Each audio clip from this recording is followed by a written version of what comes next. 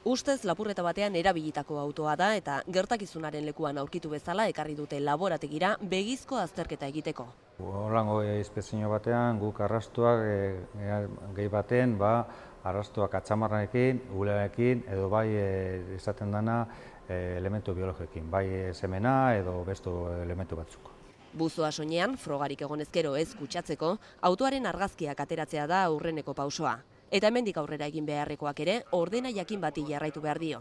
Etxoa grabea dizienean, egiten du gotxe guztiet desmontau eta orduan igual eraten du egon 2 edo 3 edo igual astebete arrasto guztiet topatzeko.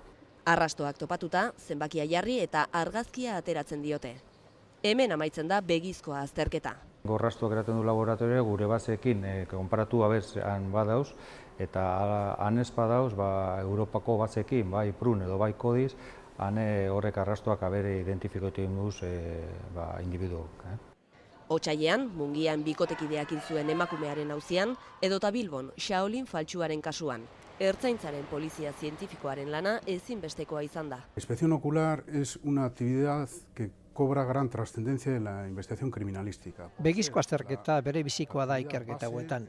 Lortzen diren frogak gaizkileak epaitzeko balio dute. Que se van a convertir en pruebas materiales y que van a ser puestas a disposición judicial. Batez beste 21 begizko azterketa egiten ditu ertzaintzak hilean. Orain arte talde bakarra aritzen zen eta hemendik aurrera 8 izango dira.